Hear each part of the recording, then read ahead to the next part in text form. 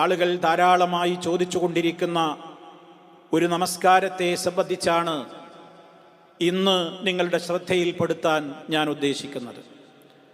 അതായത് തസ്ബീഹ് നമസ്കാരം എന്ന പേരിൽ ഒരു നമസ്കാരം വളരെ പ്രാധാന്യപൂർവം പല ആളുകളും നിർവഹിക്കാറുണ്ട്, അതിൻ്റെ മഹത്വം പ്രചരിപ്പിക്കാറുമുള്ളതാണ്. എന്താണ് അങ്ങനെ ഒരു പ്രത്യേകമായ നമസ്കാരം മഹാനായ നബി സല്ലല്ലാഹു അലൈഹി വസല്ലമ നിർവഹിക്കുകയും അത് നമ്മോട് നിർവഹിക്കാൻ പറയുകയുമൊക്കെ ചെയ്തതായി സ്ഥിരപ്പെട്ടു വന്നിട്ടുണ്ടോ? ഈ ഒരു സംശയമാണ് സ്വാഭാവികമായും എല്ലാ ശ്രോതാക്കളിലും ഉണ്ടാവുക. ആ നിസ്കാരത്തിൻ്റെ രൂപം തന്നെയും ഒരു പ്രത്യേക രീതിയിലാണ്. 4 റക്അത്താണ് ആ നമസ്കാരം നിർവഹിക്കാൻ വേണ്ടി പറയപ്പെട്ടിട്ടുള്ള ഹദീസിൽ നമുക്ക് കാണുവാൻ സാധിക്കുന്നത്. ആ 4 റക്അത്ത് നിസ്കാരത്തിൻ്റെ പ്രത്യേകത, ഓരോ റക്അത്തിലും ഫാത്തിഹയ്ക്ക് ശേഷം ഒരു സൂറത്തും ഓതിയതിൻ്റെ ശേഷം 15 തവണ സുബ്ഹാനല്ലാഹ് വൽഹംദുലില്ലാഹ് വലാ ഇലാഹ ഇല്ലല്ലാഹു വല്ലാഹു അക്ബർ എന്ന് പറയണം. അതേപോലെ റുക്കൂഇലേക്ക് പോയി റുക്കൂഇലും ഇതേപോലെ സുബ്ഹാനല്ലാഹ് വൽഹംദുലില്ലാഹ് വലാ ഇലാഹ ഇല്ലല്ലാഹു വല്ലാഹു അക്ബർ എന്ന് 10 തവണ പറയണം. റുക്കൂഇൽ നിന്ന് ഉയർന്ന് ഇഅ്തിദാലിൽ എഴുന്നേറ്റ് നിന്ന് അപ്പോഴും ഇത് 10 തവണ പറയണം. പിന്നീട് സുജൂദിലേക്ക് പോയി സുജൂദിൽ കിടന്ന് ഇതേപോലെ 10 തവണ പറയണം. വീണ്ടും സുജൂദിൽ നിന്ന് ഉയർന്ന് ഇടയിൽ ഇരിക്കുമ്പോൾ 10 തവണ പറയണം. വീണ്ടും 2ാം സുജൂദിൽ കിടന്ന് 10 തവണ പറയണം. ശേഷം വീണ്ടും 10 തവണ പറയണം. ഇങ്ങനെ 75 തവണ സുബ്ഹാനല്ലാഹ് വൽഹംദുലില്ലാഹ് വലാ ഇലാഹ ഇല്ലല്ലാഹു വല്ലാഹു അക്ബർ എന്ന ദിക്ർ, ആ തസ്ബീഹ് തുടക്കത്തിൽ സുബ്ഹാനല്ലാഹയാണല്ലോ, അതാണ് ആ പേര് വരാൻ കാരണമായത്. ആ നിലക്ക് ഒരു റക്അത്തിൽ തന്നെ 75 ഈ നിലക്കുള്ള തസ്ബീഹുകൾ കടന്നു വരുന്നുണ്ട്. 2ാം റക്അത്തിലും അങ്ങനെ, പിന്നെയും 2 റക്അത്ത് നിസ്കരിക്കുമ്പോൾ അതിലും അങ്ങനെ തന്നെ. അങ്ങനെ 4 റക്അത്തുകളിലായി 300ഓളം തസ്ബീഹുകൾ വരുന്ന, ഏറെ പ്രാധാന്യമുണ്ടെന്ന് പറയപ്പെടുന്ന നിസ്കാരമാണ് തസ്ബീഹ് നിസ്കാരം. ഇനി അതിൻ്റെ മഹത്വത്തെക്കുറിച്ച് പറഞ്ഞിട്ടുള്ളത് എന്താണ്? അതിൻ്റെ പുണ്യം പറയപ്പെട്ട ആ ഹദീസിൽ, അത് ആരെങ്കിലും നിർവഹിച്ചു കഴിഞ്ഞാൽ അവൻ്റെ പാപം പൊറുക്കപ്പെടും. എപ്രകാരം? ആദ്യ പാപം, അവസാന പാപം, അതുപോലെ തന്നെ വളരെ പഴക്കമുള്ളത്, പുതിയത്, അബദ്ധത്തിൽ സംഭവിച്ചത്, മനഃപൂർവ്വം പ്രവർത്തിച്ചത്, ഏറ്റവും ചെറിയ ദോഷം, ഏറ്റവും വലിയ ദോഷം, സ്വകാര്യമായി ചെയ്തത്, പരസ്യമായി ചെയ്തത്, ഇതൊക്കെ അള്ളാഹു ഇതിലൂടെ പുറത്തു തരുന്ന നിസ്കാരമാണ് എന്നാണ് അതിനെ സംബന്ധിച്ച് പറയപ്പെട്ടിട്ടുള്ള ഹദീസിൽ പുണ്യമായി പറഞ്ഞിട്ടുള്ളത്. മാത്രമല്ല ഇത് നിർവഹിക്കാൻ ചില ഓപ്ഷനും നൽകിയിട്ടുണ്ട്. അതായത് എപ്പോഴും നിർവഹിക്കാവുന്ന ഏതെങ്കിലും വിധത്തിൽ അത് എങ്ങനെയാണ് അതിൻ്റെ നിർവഹണ രീതി, എത്ര വേണം, എത്ര കാലം വേണം എന്നൊക്കെ പറയുന്നിടത്ത് ഓരോരുത്തർക്കും തെരഞ്ഞെടുക്കുവാനുള്ള പ്രത്യേകമായ സ്വാതന്ത്ര്യം നൽകിയിട്ടുള്ളൊരു വിഷയമായിട്ടാണ് ഇതിന് സംബന്ധമായ ഹദീസിൽ രേഖപ്പെടുത്തപ്പെട്ടിട്ടുള്ളത്. അതെന്താണ്? അതിൽ കാണുന്ന വാചകം, മിനിസ്തതഅത, താങ്കൾക്ക് സാധ്യമാവുകയാണെങ്കിൽ അൻ തുസല്ലിയഹ, അത് നിസ്കരിക്കാൻ, ഫീ കുല്ലി യൗമിൻ മറ, എല്ലാ ദിവസവും ഓരോ തവണ, എല്ലാ ദിവസവും ഒരിക്കൽ നിസ്കരിക്കാൻ പറ്റുന്നുണ്ടെങ്കിൽ നല്ലതാണ്. ഇനി അതിന് കഴിയില്ലെങ്കിൽ ആഴ്ചയിലൊരിക്കൽ നിർവഹിക്കുക, അതിനും സാധ്യമല്ലെങ്കിൽ മാസത്തിൽ ഒരു തവണ നിർവഹിക്കുക, അതിനും സാധ്യമല്ലെങ്കിൽ ഒരു കൊല്ലത്തിൽ ഒരിക്കലെങ്കിലും നിർവഹിക്കുക, അതിനും സാധ്യമല്ലെങ്കിൽ ആയുഷ്കാലത്തിനിടക്ക്, മരിക്കുന്നതിനിടക്ക് എപ്പോഴെങ്കിലും ഒരു തവണയെങ്കിലും നിർവഹിക്കുക എന്നൊക്കെ പറയപ്പെട്ടിട്ടുള്ള ഒരു റിപ്പോർട്ടാണത്. സഹോദരങ്ങളെ, അപ്പൊ ഇങ്ങനെ ഒരു റിപ്പോർട്ടുണ്ട് എന്നുള്ളത് ശരിയാണ്. എന്നാൽ ആ ഹദീസിനെ, ഈ നിസ്കാരത്തെ, ഇതിൽ പറയപ്പെട്ട നമസ്കാരത്തെ സംബന്ധിച്ച് പണ്ഡിത ലോകത്ത് പൂർവീകരും ആധുനികരുമായ ആളുകൾക്കിടയിൽ വളരെ രൂക്ഷമായ അഭിപ്രായ ഭിന്നതയാണ് ഈ വിഷയത്തിൽ നമുക്ക് കാണുവാൻ സാധിക്കുന്നത്. അങ്ങനെ അഭിപ്രായ വ്യത്യാസം ഉണ്ടാകുമ്പോൾ തന്നെ നമുക്ക് മനസ്സിലാക്കാം, നബി സല്ലല്ലാഹു അലൈഹി വസല്ലമ കൃത്യമായി പഠിപ്പിച്ചൊരു നിസ്കാരമാണെങ്കിൽ അതിൽ പിന്നെ പണ്ഡിത ലോകത്ത് അഭിപ്രായ വ്യത്യാസം ഉണ്ടാവില്ല. ആ കാര്യത്തിൽ യാതൊരു സംശയവുമില്ല. അപ്പോൾ ഈ വിഷയത്തിൽ അഭിപ്രായ വ്യത്യാസം ഉണ്ടാകാൻ എന്താ കാരണം? ഇത് സംബന്ധമായി വന്ന ഹദീസ് തന്നെയാണ് എല്ലാവരും ചർച്ചക്കെടുക്കുന്നത്. ഇപ്പം ഞാൻ ഈ സൂചിപ്പിച്ച ഈ ഹദീസിനെ പറ്റിയുള്ള ചർച്ചകളിലൂടെയാണ് പണ്ഡിതന്മാർ ഇതിനെ അനുകൂലിക്കുകയും പ്രതികൂലിക്കുകയും ഒക്കെ ചെയ്തുകൊണ്ട് അഭിപ്രായങ്ങൾ രേഖപ്പെടുത്തിയിട്ടുള്ളത്. അതായത് ഈ ഹദീസിൻ്റെ ഇത് പ്രബലമല്ല എന്നാണ് ഇതിനെ എതിർത്തിട്ടുള്ള പണ്ഡിതന്മാരൊക്കെ പറയുന്നത്. അവർ പറയുന്നതിൻ്റെ രക്തചുരുക്കം ഇതാണ്. അതിൻ്റെ ആശയം നമുക്ക് കാണാൻ സാധിക്കും. ആധുനിക പണ്ഡിതന്മാരായ ആളുകൾ പറഞ്ഞിട്ടുള്ള വാചകങ്ങളിൽ നമുക്ക് കാണാം, അസാനീദുഹാ കുല്ലുഹാ മഅലൂല. ഈ റിപ്പോർട്ടുകളുടെ എല്ലാം സനദുകൾ രോഗാതുരമാണ്, ഒക്കെ ദുർബലമാണ്, ഒന്നും ഒരു ബലപ്പെട്ട സനദുകളല്ല. മാത്രമല്ല സനദ് അങ്ങനെയാണെങ്കിൽ വമത്നുഹാ ഷാദുൻ മുൻകറുൻ, അതിൻ്റെ മത്തിന് അഥവാ സനദല്ലാത്ത അതിൻ്റെ കാമ്പുണ്ടല്ലോ, ഹദീസിൽ പറഞ്ഞ ഈ വിഷയങ്ങളുണ്ടല്ലോ, അതും ഒരൊറ്റപ്പെട്ട രൂപത്തിലുള്ള പ്രതിപാദനങ്ങളാണ്.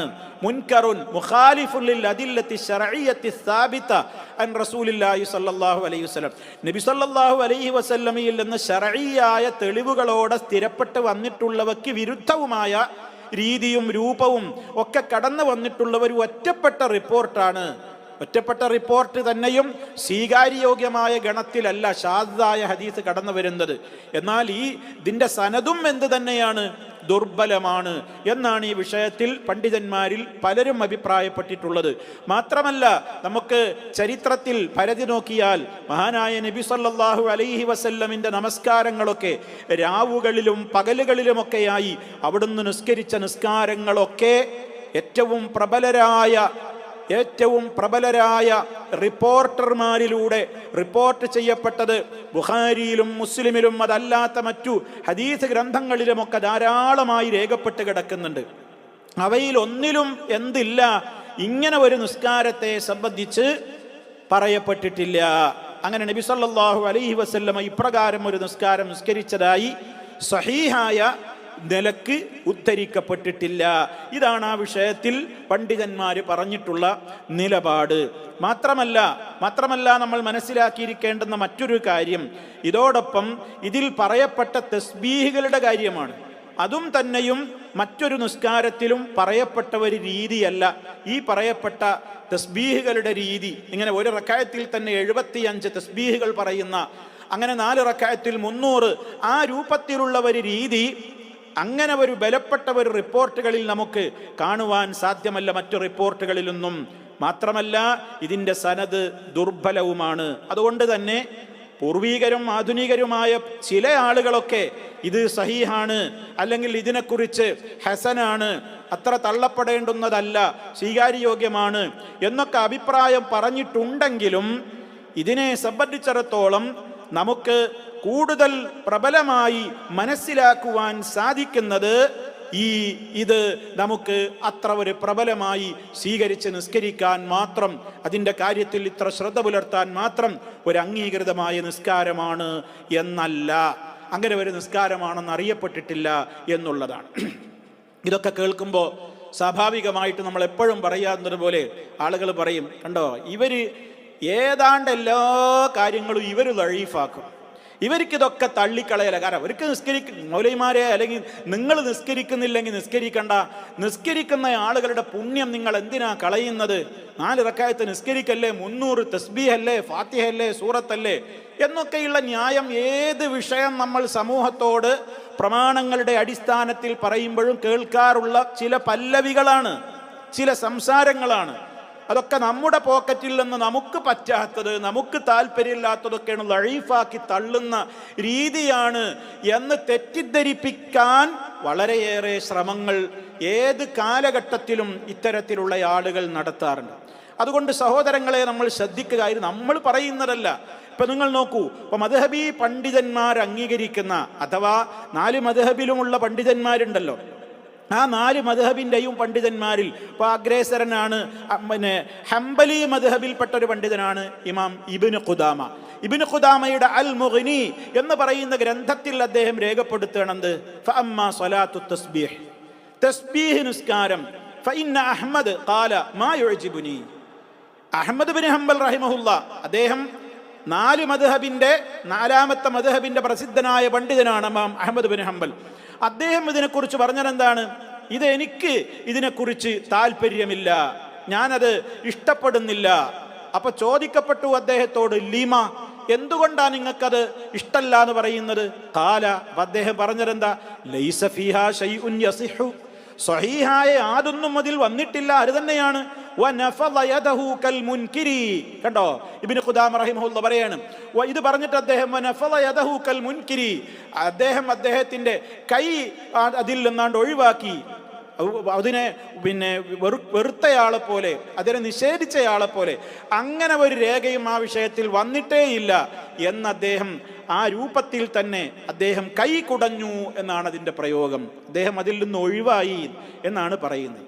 അപ്പൊ നോക്കൂ നിങ്ങൾ, ഇത് ഹംബലി മദ്ഹബിലെ അറിയപ്പെട്ട പണ്ഡിതനാണ് പറയുന്നത്. ലോകത്തെ മുസ്ലിമീങ്ങളെല്ലാവരും തന്നെ വലിയ പണ്ഡിതനായി കാണുന്ന വ്യക്തിത്വം തന്നെയാണല്ലോ ഇമാമുസ്സുന്ന അഹ്മദ് ബിൻ ഹംബൽ. അദ്ദേഹത്തിന് അഭിപ്രായം ഈ വിഷയത്തിൽ ഇതാണ്. അപ്പൊ ഇദ്ദേഹം നന്മ മുടക്കിയാണോ?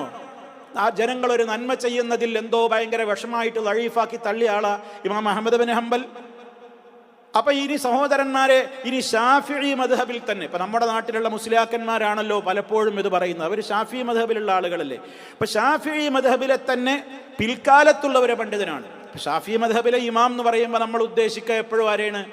ഇമാം മുഹമ്മദ് ബിൻ ഇദ്രീസ് ഷാഫിഈയാണ്. നമ്മൾ 4 മദ്ഹബിന്റെ ഇമാമുകൾ എന്ന് പറഞ്ഞാൽ നമ്മളെപ്പോഴും ഉദ്ദേശിക്കുക എന്താണ്? 1 അബൂ ഹനീഫത്തുൽ കൂഫി റഹിമഹുല്ലാ, 2 ഇമാം മാലിക് ബിൻ അനസ് റഹ്മത്തുള്ളാഹി അലൈഹി, അതുപോലെ തന്നെ 3 മുഹമ്മദ് ബിൻ ഇദ്രീസ് ഷാഫിഈ റഹ്മത്തുള്ളാഹി അലൈഹി, 4 അഹ്മദ് ബിൻ ഹംബൽ റഹ്മത്തുള്ളാഹി അലൈഹി. ഇവരാണ് മദ്ഹബിന്റെ 4 ഇമാമുകൾ എന്നുള്ളത് കൊണ്ട് നമ്മൾ ഉദ്ദേശിക്കുക. മദ്ഹബിന്റെ ഇമാമുകൾ എന്ന് പറയുമ്പോൾ അവരെയാണ് നമ്മൾ ഉദ്ദേശിക്കുകയും ചെയ്യാറുള്ളത്. എന്നാൽ പിൽക്കാലത്ത് വന്നിട്ടുള്ള ഇമാം നവവി റഹിമഹുല്ലാ, അദ്ദേഹം മദ്ഹബിൽ 2ാം ഷാഫിഈ എന്നറിയപ്പെടുന്ന പണ്ഡിതനാണ്. അദ്ദേഹം പറയുന്നത് എന്താണ്? അദ്ദേഹത്തിന് ശറഹുൽ മുഹദ്ദബ് എന്ന പേരിൽ പ്രസിദ്ധമായ ഗ്രന്ഥമുണ്ട്, എല്ലാവർക്കും അറിയാം. അതിൽ അദ്ദേഹം ഈ നിസ്കാരത്തെക്കുറിച്ചുള്ള ചർച്ച പറഞ്ഞ ആളുകളെ കുറിച്ച് ഖാദി ഹുസൈൻ എന്ന പണ്ഡിതൻ പറഞ്ഞിട്ടുണ്ട്, എന്ത്? ഈ നിസ്കാരം സുന്നത്താണ്, കാരണം അതിൽ ഹദീസ് വന്നിട്ടുണ്ട് എന്ന വീക്ഷണത്താൽ ഈ നിസ്കാരം പുണ്യകരമാണ് എന്ന് ഖാദി ഹുസൈനിന്റെ അഭിപ്രായത്തെ എടുത്തുദ്ധരിച്ചിട്ട് ഇമാം നവവി പറയുന്ന വാചകം നോക്കൂ. എങ്കിൽ എന്നാ പിന്നെ അത് ചെയ്തോ എന്നല്ല പറയണത്. വഫീ ഹാദൽ ഇസ്തിഹ്ബാബി നളുറുൻ, ഇത് പുണ്യമുള്ളതാണ്, നല്ലതാണ് എന്ന ഖാദി ഹുസൈനിന്റെ വാചകമുണ്ടല്ലോ, അതിൽ എനിക്ക് ചിന്തിക്കാനുണ്ട്, അതിനോട് ഞാൻ വിയോജിപ്പ് പ്രകടിപ്പിക്കുകയാണ്, ആ അഭിപ്രായത്തോട് എനിക്ക് യോജിപ്പില്ല. എന്താ കാരണം? ലിഅന്ന ഹദീസഹാ ദഈഫുൻ, കാരണം തസ്ബീഹ് നിസ്കാരത്തിന്റെ ഈ ഹദീസ് ദഈഫാണ്. ഇതാരാ പറയണേ? ഇമാം നവവി റഹ്മത്തുള്ളാഹി അലൈഹി. മാത്രല്ല അദ്ദേഹം മറ്റൊരു കാരണം കൂടി എടുത്തുദ്ധരിക്കുന്നുണ്ട്. വഫീഹാ തഗ്യീറുൻ ലിനദ്മി സ്വലാത്തിൽ മഅറൂഫ്, നമുക്ക് പരിചയമുള്ള നിസ്കാരത്തിന്റെ രീതിയുണ്ട്, ആ രീതിക്ക് ഒരു വ്യത്യാസവും ഇതിൽ കാണുന്നുണ്ട്. ഇങ്ങനെ ഫാത്തിഹയും സൂറത്തൊക്കെ കഴിഞ്ഞാൽ ഒരു 15 തവണ തസ്ബീഹ്, റുകൂഇൽ ഒരു 10 തവണ, പിന്നെ ഇഅ്തിദാലിൽ 10 തവണ, ഇങ്ങനെ ഞാൻ നേരത്തെ പറഞ്ഞ രൂപമുണ്ടല്ലോ, ആ വ്യത്യാസവും ഇതിൽ കാണുന്നുണ്ട് എന്ന് പറഞ്ഞിട്ട് മഹാനവറുകൾ വീണ്ടും പറയാണ്, ഫയൻബഗി അല്ലാ യുഫ്അല, അപ്പൊ ഇത് പ്രവർത്തിക്കപ്പെടാതിരിക്കലാണ് വേണ്ടത്.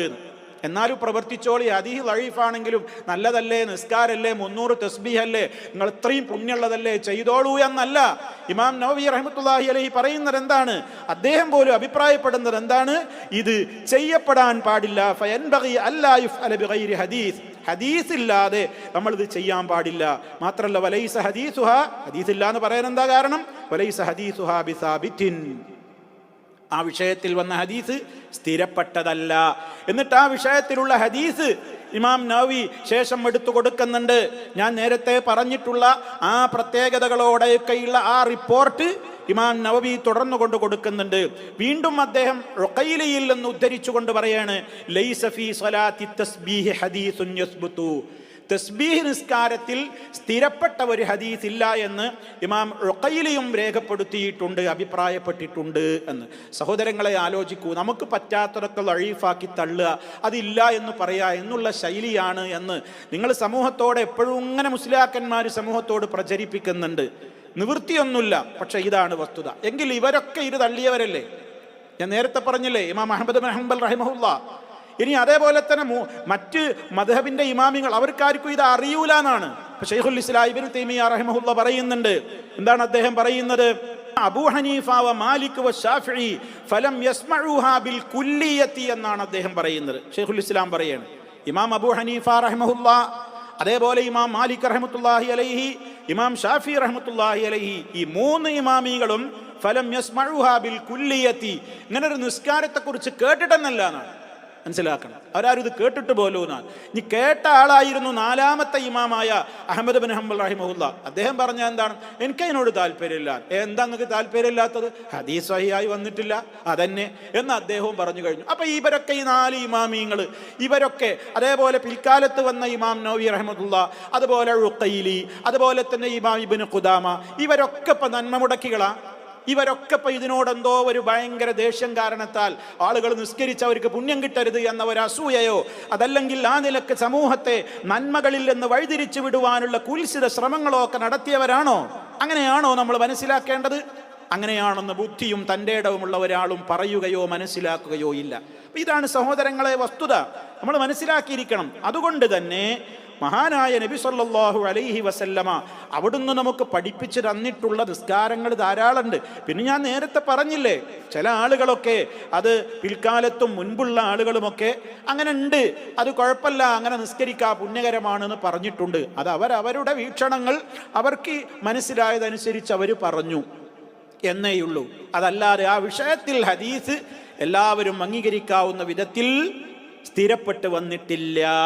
മാത്രല്ല അങ്ങനെ അത് നിസ്കരിക്കുന്നത് ബിദ്അത്താണെന്ന് പോലും ചില ഫത്വകളിൽ നമുക്ക് കാണാൻ സാധിക്കും. ഇപ്പോൾ ആധുനിക പണ്ഡിതന്മാർ ഇപ്പോൾ മക്കയിലൊക്കെയുള്ള ഹറമൈനിലുള്ള ലജ്നത്തു ദായിമയോട് ഈ വിഷയത്തിൽ ചോദിക്കപ്പെട്ടപ്പോൾ സ്വലാത്തു തസാബിഹി ബിദ്അഹ് വഹദീസുഹാ ലൈസ ബിസാബിത്തിൻ ബൽ ഹുവ മുൻകറുൻ വദക്കറഹു ബഅദു അഹ്ലിൽ ഇൽമി ഫിൽ മൗദൂആതി എന്നൊക്കെ പറഞ്ഞതായി നമുക്ക് കാണുവാൻ സാധിക്കും. അതായത് അതൊരു പുതിയ നടപടിക്രമമാണ്. കാരണം ആ വിഷയത്തിൽ ഹദീസ് സ്ഥിരപ്പെട്ട് വന്നിട്ടില്ലാത്തത് കൊണ്ട് തന്നെ ചില പണ്ഡിതന്മാരൊക്കെ ആ ഹദീസ് ലഈഫ് എന്ന് മാത്രമല്ല, അതൊരു വ്യാജമായ ഹദീസിൻ്റെ പദവിയിലേക്ക്, അതല്ലെങ്കിൽ ആ ഒരു സ്ഥാനത്തേക്ക് വരെ തള്ളപ്പെടേണ്ടുന്ന ഹദീസാണ് എന്ന് വരെ അഭിപ്രായപ്പെട്ടവരുണ്ട്. ഇതൊക്കെ പറയുമ്പോൾ പലപ്പോഴും ആളുകൾ മുസ്ലിയാക്കന്മാർ പറയാറുണ്ട്, മൗലൈമാരെ നിങ്ങൾക്ക് മദ്ഹബിൻ്റെ ഇമാമിങ്ങളെ കുറിച്ച് എന്തറിയാം? ഇപ്പൊ ഇമാം നവവി, ഇപ്പൊ നിങ്ങൾ പറഞ്ഞല്ലോ ശറഹുൽ മുഹദ്ദബിൽ അങ്ങനെ പറഞ്ഞിട്ടുണ്ടെങ്കിൽ ഇമാം നവവിയുടെ തന്നെ വേറൊരു കിതാബുണ്ട് തഹ്ദീബുൽ അസ്മാഇ വൽ ലുഗാത്ത്, അതിൽ പറഞ്ഞിട്ടുണ്ട് ഈ ഹദീസ് ഹസനാണ്. അപ്പൊ ഇമാം നവവി അത് ഹസനാണെന്ന് പറഞ്ഞിട്ടുണ്ടല്ലോ എന്ന് പറഞ്ഞ് ഒരു വേള കബളിപ്പിക്കുവാൻ ശ്രമിക്കാറുണ്ട്. സഹോദരങ്ങളെ, ശരിയാണ്, തഹ്ദീബുൽ അസ്മാഇ വൽ ലുഗാത്ത് എന്ന് പറയുന്ന കിതാബിൽ നവവി അങ്ങനെ പറഞ്ഞിട്ടുണ്ടോ? പറഞ്ഞിട്ടുണ്ട്. പക്ഷേ പറഞ്ഞതിൻ്റെ ശേഷം അദ്ദേഹം അവസാനിപ്പിക്കുന്നത് എങ്ങനെയാണ്? ആ വിഷയം പറയുമ്പോൾ വസ അസീദുഹാ ഈളാഹൻ ഫീ ശറഹിൽ മുഹദ്ദബി മബ്സൂതതൻ എന്നുകൂടി അദ്ദേഹം പറയുന്നില്ലേ? എന്താ അതിൻ്റെ അർത്ഥം? ഇത് സംബന്ധമായിട്ടുള്ള വിശദ വിവരങ്ങൾ ഞാൻ എൻ്റെ ശറഹുൽ മുഹദ്ദബ് എന്ന ഗ്രന്ഥത്തിൽ വിശാലമായി വഴിയെ ഞാൻ വിശദീകരിച്ച് ചേർത്ത് പറയുന്നുണ്ട് എന്ന് അദ്ദേഹം പറയുന്നുണ്ട്. അപ്പം അതിൻ്റെ അർത്ഥം എന്താ? ഈ തഹ്ദീബുൽ അസ്മാഇ വൽ ലുഗാത്ത് എന്ന് പറയുന്ന നവവി ഇമാമിൻ്റെ ആ കിതാബിൻ്റെ ശേഷം എഴുതപ്പെട്ടതാണ് അൽ മജ്മൂഅ് അലാ ശറഹിൽ മുഹദ്ദബ്. ശറഹുൽ മുഹദ്ദബ് എന്ന പേരിൽ അറിയപ്പെടുന്ന ഈ ഗ്രന്ഥം പിന്നെയാണ് എഴുതിയത്. അതിനെക്കുറിച്ച് ഞാൻ അവിടെ പറയുന്നുണ്ട് എന്ന് ഇവിടെ പറയുകയും ചെയ്തു. അവിടെ എന്താ പറഞ്ഞത്? അവിടെ പറഞ്ഞത് എന്താ? ഇങ്ങനെ നിസ്കരിച്ചോളിൻ, ഇത് ഹസനായ ഹദീസാണ്, സഹിഹായ ഹദീസാണ്, നിസ്കരിക്കപ്പെടേണ്ടത് തന്നെയാണ്, പുണ്യമുള്ളതാണ് എന്നാണോ പറഞ്ഞത്? അല്ലല്ലോ. ഞാൻ അവിടെ പറയും എന്ന് ഇവിടെ പറഞ്ഞു. എന്നിട്ട് അവിടെ പറഞ്ഞിടത്ത് എന്താ പറഞ്ഞത്? അത് നല്ലതാണ് എന്ന് പറഞ്ഞതിനോട് എനിക്ക് വിയോജിപ്പാണ്. അങ്ങനെ പുണ്യകരമാണെന്ന് അഭിപ്രായം പറഞ്ഞവരുടെ അഭിപ്രായം എടുത്ത് ഉദ്ധരിച്ചിട്ട് അതിൽ ചിന്തിക്കണം, ഞാനത് അംഗീകരിക്കുന്നില്ല എന്ന മട്ടിലല്ലേ പറഞ്ഞത്. കാരണം ലിഅന്ന ഹദീസഹാ ദഈഫുൻ, അതിലെ ഹദീസ് ദഈഫാണ് എന്നൊക്കെ അദ്ദേഹം അവിടെ കൃത്യമായിട്ട് തന്നെ പറയുകയും ചെയ്തിട്ടുണ്ട്. അതുകൊണ്ട് തന്നെ അങ്ങനെ പറഞ്ഞുകൊണ്ടും പല ആളുകളും ഇത് വഹാബികൾ എന്ത് ചെയ്യാണ്, നബിയുടെ പേരിൽ കള്ളം പറയാണ്, നബി ഇമാം വേറെ കിതാബിലൊക്കെ പറഞ്ഞിട്ടുണ്ട്, ഇവർക്കുണ്ടോ കിതാബ് തിരിയുന്നു എന്നൊക്കെ പറഞ്ഞുകൊണ്ട് പലപ്പോഴും ഈ വിധത്തിൽ പഴികൾ പറയാറുണ്ട്. നമ്മൾ മനസ്സിലാക്കുക, നമുക്ക് ഒരു നിസ്കാരം സ്ഥിരപ്പെട്ടതാണെങ്കിൽ അത് നിർവഹിക്കുന്നതിന് എന്താണ് സഹോദരങ്ങളെ തടസ്സമായിട്ടുള്ളത്? അതുകൊണ്ടല്ലല്ലോ ആളുകൾ ഒരു നന്മകൾ ചെയ്യുന്നതിൽ ആർക്കാപ്പവിടെ ഒരു പ്രയാസം. ഉള്ള നന്മകളല്ലേ ചെയ്യേണ്ടത്? എല്ലാ നന്മകളും നമുക്ക് പഠിപ്പിച്ചിരുന്നത് മഹാനായ നബി സല്ലല്ലാഹു അലൈഹി വസല്ലം അല്ലേ? അതുകൊണ്ട് തന്നെ ഇങ്ങനൊരു വീക്ഷണ വ്യത്യാസം ഈ വിഷയത്തിലുണ്ട്, മുമ്പുമുണ്ട്, ഇപ്പോഴുമുണ്ട് എന്ന് മനസ്സിലാക്കുക. അതുകൊണ്ട് ഈ പറയപ്പെട്ട രീതിയിൽ എല്ലാ അർത്ഥത്തിലും ഇത്രയും പ്രാധാന്യപൂർവ്വം കൊണ്ട് നടക്കേണ്ടുന്ന ഒരു കാര്യമായി പറയാൻ തസ്ബീഹ് നിസ്കാരത്തിന് പ്രമാണങ്ങളുടെ പ്രബലമായൊരു പിന്തുണയില്ല എന്ന് നമുക്ക് മനസ്സിലായി.